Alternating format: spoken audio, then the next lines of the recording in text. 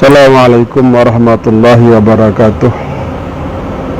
Alhamdulillahirabbil alamin, faddalana ala katsirin min ibadil mu'minin. Allahumma shalli ala sayyidina Muhammad wa ala ali sayyidina Muhammad.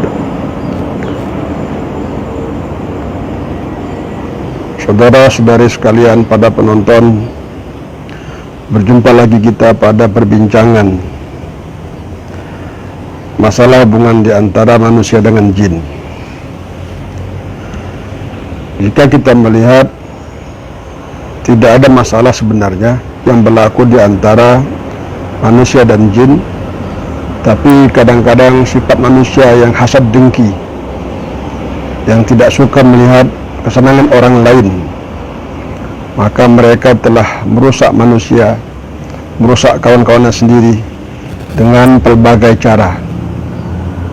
Jadi perlu kita ketahui supaya macam mana supaya kita dapat memiliki pegangan, panduan dalam menghadapi seluruh gangguan-gangguan daripada makhluk-makhluk halus. Saudara-saudara sekalian, ada satu makhluk ini yang suka mengganggu rumah tangga manusia. Ya. Jadi dalam job-job, kerja-kerja yang diberikan oleh atasan dia, yaitu syaitan laknatullah alaih, a'udzubillahi min khifati wa min nafsi wa min hamzihi, maka ada satu ekor jin yang bernama Dasim, ya. Kerjanya adalah untuk menghancurkan rumah tangga. Jadi kasus-kasus perceraian yang berlaku di antara keluarga, di dalam keluarga, di antara suami istri, ini banyak dipengaruhi oleh faktor-faktor gangguan daripada makhluk halus ini, Dasim. Kemungkinan juga ada faktor yang daripada gangguan orang-orang luar, ya. Kalau kata orang Indonesia disebut dengan pelakor, perampas laki orang. Sebenarnya dalam agama Islam pelakor ini tidak ada istilahnya. Ini adalah istilah orang-orang yang menambah-nambah, memberikan bumbu, ya. Jadi kalau kita sebutkan pelakor, ya, perampas laki orang, maka Nabi dan para sahabat pun pelakor juga. Sebab masalah kawin ini adalah sunatullah, dan poligami ini adalah dibenarkan dalam Islam, tetapi kadang-kadang memiliki syarat-syarat yang ketat. Jadi bila sudah tidak dipenuhi syarat-syaratnya, asal kawin saja, merusak rumah tangga, menghancurkan istri yang pertama, ini adalah menjadi satu masalah besar. Ini dalam perbincangan kemudian, saya tak akan membahas perkara ini. Jadi saudara-saudari sekalian, di mana Dasim ini merusak rumah tangga dengan berbagai cara. Kemungkinan besar dia rusak suami, ya, apalagi suami yang mata suka melihat benda-benda yang haram. Tapi tidak juga kita menafikan Dasim ini mengganggu istri selingkuh, berselingkuh. Jadi ada beberapa faktor yang membuat rumah tangga makin hancur berantakan. Satu di antaranya adalah masalah iman suami istri. Bukan masalah uang, bukan masalah nafkah. Ada orang mengatakan karena masalah ekonomi sehingga berantakan rumah tangga. Bukan itu yang masalah pertama. Sebab Nabi sendiri pun setelah pasca Nabi tidak ada pekerjaan. Semua istri-istri Nabi itu tidak ada pekerjaan. Nabi dapat hadiah daripada orang-orang Badui, orang-orang Arab. Itu yang Nabi agihkan kepada sahabat-sahabat yang lain, istri-istri yang lain. Jadi tetapi karena sahabiah ummul mukminin memiliki iman yang kuat, walaupun di sisi seorang Nabi yang tidak ada apa-apanya, malah kata Aisyah pernah mereka, Nabi dan Aisyah, tidak makan selama 2 bulan, ya. Hanya minum air saja dengan makan buah kurma. tapi rumah tangga boleh bertahan. Hari ini jangan cari masalah. Nah, seminggu pun tak makan, istri lari ke rumah mertua, ke rumah mak, ayah. Jadi susah mencari kesetiaan pada zaman ini, kecuali memang bila iman suami istri itu kuat. Jadi kalau ada dulu masa bercinta, ya berpacaran, nah, hidup semati itu penipu semua, itu pembohong. Hidup semati tidak ada dalam kamus. Kalau ada yang setia, ya, ada pelakon tuh yang meninggal dunia kan,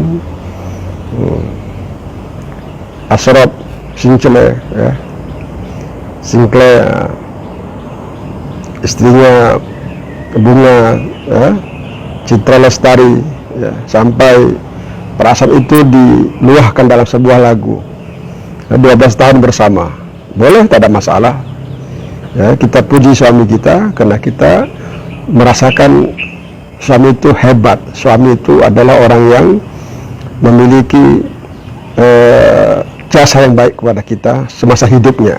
Tak ada masalah. Tapi kesetiaan ini berapa lama bisa bertahan? Kalau bisa bertahan bertahun-tahun itu alhamdulillah lah, ya. Memang tak nak kawin lagi, ya alhamdulillah. Jadi faktor pertama berlakunya perceraian rumah tangga itu karena masalah iman. Bila iman sudah lemah, maka dasim ini, jin ini akan menggoda suami, ya, agar melihat perempuan lain. Pada hakikatnya, pada dasarnya, bila kita melihat perempuan lain itu hukumnya haram. Tetapi karena imannya lemah, ya, terpaksalah terpandang juga, bukan memandang, terpandang, ya. Jadi bila sudah terpandang seseorang perempuan masuk ke dalam hatinya, jadi kecantikan wajah itu perempuan semakin indah di mata suami, apalagi setelah dihias oleh si dasim, jin yang mengganggu rumah tangga nih. Mulailah langkah pertama, minta nomor handphone, SMS, WhatsApp, ya, dalam Facebook, Twitter, IG. Ini langkah yang pertama. Langkah yang kedua, berlakunya pertemuan antara si suami dengan perempuan lain. Langkah yang ketiga, saling mengambil hati. Nah, selagi ini berlaku daripada dalam syariah Islam, itu tidak ada masalah. Itu hak suami. Tapi bila suami sudah buat satu perkara yang melanggar syariah, berzina katakan, inilah yang hukumnya haram. Jadi dasim menggoda suami itu untuk melihat perempuan lain yang lebih indah, yang lebih cantik. Padahal kalau kita pikirkan secara hakikat, cantik ini tidak ada yang cantik kecuali Allah SWT. Karena bila orang sudah tua, hilang kecantikan dia. Nah, Jennifer Lopez, ya, katakan, ya, Madonna pun sama juga. Sekarang dah tua, keriput, siapa yang mau kawin dengan dia? Karena kecantikan itu tidak ada. Jadi istri pun begitu juga. Suaminya kerja laut, Navy, kadang suaminya kerja outstation, luar daerah, luar ibu kota. Soal istri di rumah, bila dia berhubungan dengan mantan pacar dia, satu sekolah menengah, mulailah berkenal-kenalan dalam FB, WhatsApp. Ini yang telah merusak hati istri. Bila sudah berjumpa, masuklah kepada pintu-pintu perzinahan. Jadi akhirnya berselingkuh. Bila ketahuan dengan suami, ya, berlakulah huru-hara rumah tangga. Perceraian berlaku. Ini faktor masalah iman. Ada faktor masalah uang. Faktor yang kedua, suami mungkin tidak ada kemampuan yang mencukupi untuk memberikan nafkah ekonomi kepada istri, anak-anak. Jadi kalau istrinya sabar, dia akan bertahan. Tapi kalau sudah tidak sabar lagi, selama 4 bulan tidak ada makan minum, maka istri boleh minta cerai. Ada setengah-setengah istri itu yang solehah, dia bekerja mencari uang untuk menampung rumah tangga. Ada begitu, suami tidak bekerja, menjaga anak di rumah. Tapi istrinya ikhlas menerima keadaan suami. Memang zaman ini susah mencari pekerjaan di kalangan suami-suami. Kilang-kilang sendiri pun banyak ambil perempuan bekerja. Perempuan yang bekerja menampung nafkah rumah tangga. Nah, kalau ini yang berlaku, istrinya bekerja, maka suami kena ambil alih tugas-tugas istri di rumah. Masak dia kena uruskan, menjaga anak mesti diuruskan, mengantar anak ke sekolah mesti diuruskan. Malah kalau lebih baik lagi, bila istri ini bekerja, balik kerja, kita mesti mengurut istri, urut benda-benda yang elok, jangan terkena yang lain pula. Nanti salah urut. Jadi kita kena ambil alih kerja istri di rumah. Jadi suami sebagai suami dan sebagai istri di rumah, karena istri sudah bekerja.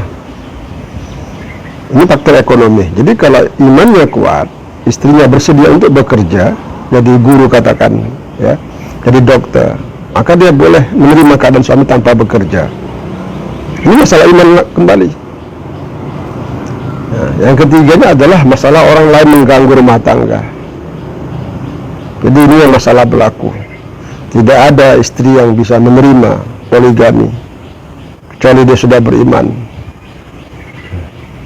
Kalau imannya lemah, itu tidak mungkin. Suami pula dia merasakan bila dia kawin dengan orang lain itu satu kepuasan bagi dirinya. Tidak ada yang bisa memuaskan kecuali hanya Allah Subhanahu wa taala. Kepuasan itu hanya dalam hak Allah Subhanahu wa taala. Bila kita dekat kepada Allah Subhanahu wa taala, kita akan merasakan kepuasan, kebahagiaan. Jadi bagaimana kita supaya dapat mencegah pengaruh dasim ini merusak rumah tangga suami istri? Yang pertama, mesti ada jamaah di rumah. Suami istri makan berjemaah, ya, musyawarah secara berjemaah, berbincang masalah-masalah rumah tangga, sholat berjemaah, sholat sunat itu dibenarkan. Yang wajib suami sembahyang di masjid. Yang ketiga, buat kerja rumah tangga secara berjemaah, masak sama-sama, membersihkan rumah sama-sama, itu begitu. Jadi kalau tidak ada kebersamaan, maka dasim akan mudah untuk menggoda suami istri supaya buat maksiat, supaya tidak setia. Ada satu orang pelakon di Malaysia, ya, saya ingat lagi kata-katanya. Dia kata apa? Suami ini mesti ada 1000 kesabaran. Kalau suami tidak ada 1000 kesabaran, dia tak boleh jadi suami. Pasti bercerai. Ya, istri cari masalah, anak buat masalah, ekonomi bermasalah, kawan bermasalah. Ya. Nah, jadi kalau suami ini memiliki 1000 kesabaran, dia bisa bertahan. Kalau suami dia tidak memiliki 1000 kesabaran, dia tidak bisa bertahan. Suami ini ada uang, dia bisa kawin lagi. Tetapi kebahagiaan itu tidak sama. Jangan kita samakan bila istri kita ceraikan, kita kawin lagi, kita rasakan kebahagiaan itu tidak ada. Kepuasan dan kebahagiaan hanya ada pada Allah Subhanahu wa taala. Tidak ada pada makhluk. Kita kawin lagi, cerai kawin lagi, cerai kawin sampai 1000 kali pun. Hanya Allah yang memberikan kebahagiaan, ketenangan jiwa, kebahagiaan dan kepuasan dalam rumah tangga. Suami kena didik istrinya, bagaimana jadi orang yang soleha. Jadi mesti ada sholat berjemaah yang sunat, makan secara berjemaah, baca Quran berjemaah. Di rumah suami istri baca Quran berjemaah bersama anak-anak. Bila ada saling berjemaah, saling kebersamaan, maka setan dasim tidak bisa menggoda rumah tangga. Yang kedua, mesti ada kita baca manzil atau ma'asurat. Ini ayat-ayat daripada surah Al-Baqarah, Al-Fatihah, Al-Baqarah 1 hingga 5, ada surah Ali Imran, ada di kedai buku itu ada satu buku namanya manzil atau ma'asurat. Itu adalah amalan Nabi untuk supaya tak diganggu oleh setan dengan jin. Ini dibaca. Dibaca pagi dengan petang. Bila kita baca ini, kita tidak akan digoda oleh malam-malam yang lain. Setan menjelma jadi manusia. Jadi bila orang baca manzil, maka jiwanya akan kuat. Bagaimana pun datang godaan daripada luar, godaan di kantor, di pejabat, rasuah, korupsi, godaan perempuan lain untuk berzina, godaan yang lain, ekonomi, bisnis, sampai tinggalkan sembahyang, tinggal anak bini, itu tidak akan datang. kalau imannya kuat, kalau mentalnya kuat. Nah, waktu kita mesti belajar bagaimana kita supaya mengisi dalaman ini dengan iman yang kuat. Nah, apalagi sekarang ini zaman makin mencabar, makin banyak masalah berlaku. Kalau kita tidak sabar, tidak memiliki agama yang kukuh, kita akan tewas. Apalagi orang yang ada uang, dia bisa buat apa yang dia mau, tapi kebahagiaan dia tidak bisa beli dengan uang. Kebahagiaan tidak bisa beli dengan uang. Kebahagiaan hanya ada hak Allah SWT. Allah tanamkan dalam hati orang yang beriman. Wallazi anzala sakinah fi qulubil mu'minin. Dialah Allah yang memberikan sakinah, ketenangan jiwa, kebahagiaan, kepuasan dalam hati orang yang beriman. Itu tidak boleh dibeli dengan uang. Jadi kita jaga rumah tangga kita akan aman damai. Nah, kemudian yang ketiga tadi amalan, ya, salat tahajud. Bila suami ini salat tahajud di tengah malam, istri salat tahajud di tengah malam, Allah berikan rahmat dalam rumah tangga. Suami juga kena bangunkan anak-anak untuk salat tahajud, supaya rumah tangga itu akan dijaga Allah SWT. Saya pernah dengar Presiden Indonesia SBY, Susilo Bambang, ya, SBY pernah dia berkata dalam satu wawancara, dalam salat tahajud ini Allah Ta'ala berikan petunjuk, hidayah, dan Allah berikan dia petunjuk siapa orang-orang yang memiliki hasad dengki. Ada orang yang hasad dengki kepada kita, hasad dengki karena kita punya bisnis ini bagus, perniagaan kita tuh hebat, ya, anak-anak kita jadi orang yang cemerlang. Ada orang hasad dengki kepada kita. Nah, bila kita sholat tahajud malam, Allah berikan petunjuk, Allah berikan satu perisai, benteng daripada kezaliman manusia. Seperti mana kisah istri Nabi Ibrahim alaihissalam, Siti Sarah datang ke Mesir. Raja Mesir nak merampas dia sebagai istri Raja Mesir. Siti Sarah berdoa, ya Allah, jagalah aku Allah daripada orang yang zalim. Maka bila tangan Raja Mesir nak memegang Siti Sarah, istri Nabi Ibrahim alaihissalam, keras jadi patung. 3 kali dia nak merampas, nak memegang tubuh Siti Hajar, Siti Sarah, istri yang pertama. Jadi orang beriman ini dia ada amalan. Jadi kita dapat tahu orang yang dengki kepada kita, orang yang buruk sangka kepada kita, orang yang benci kita itu melalui sholat tahajud malam. Ini amalan. Jadi yang pertama, supaya rumah tangga ini aman damai, buat sholat berjemaah yang sunat di rumah, baca Quran sama-sama, makan sama-sama, bermusyawarah dengan istri, anak-anak sama-sama, masalah-masalah rumah tangga mesti ada kebersamaan. Yang kedua, bacalah manzil pagi dengan petang atau ma'asurat. Ini adalah ayat anti jin. Yang ketiga, kita hendaklah sholat tahajud di tengah malam agar Allah telah pelihara rumah tangga kita. Hanya Allah yang boleh memelihara. Mertua tidak boleh memelihara, ayah mak kita tidak boleh pelihara rumah. Kita yang memelihara rumah tangga itu supaya aman damai, tidak bercerai-berai. Satu lagi puncanya adalah faktornya kenapa rumah tangga berlaku, karena campur tangan mertua atau mak ayah. Sebab itulah bagi pasangan yang baru menikah, kalau bisa duduk satu rumah sendiri, walaupun mewah, walaupun sempit, walaupun mungkin gubuk. Bila kita duduk rumah sendiri, kita ada kebebasan, ada privacy, ada privasi. Kita dapat jaga kita punya hubungan suami istri. Tinggal di rumah mertua, di rumah ayah mak ini mengganggu rumah tangga. Tapi kalau suami, dia wajib jaga mak. Kata Nabi, lebih baik suami menceraikan istrinya daripada bercerai dengan mak ayah dia, karena tanggung jawab suami kepada maknya dulu, baru kepada istri. Jadi kalau suami minta kita duduk di rumah maknya, ayahnya, mak mertua kita, itu kita kena izinkan. Istri wajib taat kepada suami, saya pula wajib taat kepada mak dia dulu, dengan ayah dia baru istri. Tidak boleh kita melarang istri kita, melarang suami kita tinggal bersama mak ayah dia. Itu adalah hak kepada suami. Jadi demikian saja pada hari ini perbincangan muzakarah tentang ilmu agama. Jadi untuk menjaga supaya dasib ini, jin yang merusak rumah tangga tidak ganggu rumah tangga kita, dengan cara amal-amal tadi. Ya, paling penting adalah baca manzil dengan sholat tahajud malam. Ada doa yang diajarkan oleh Nabi, ya.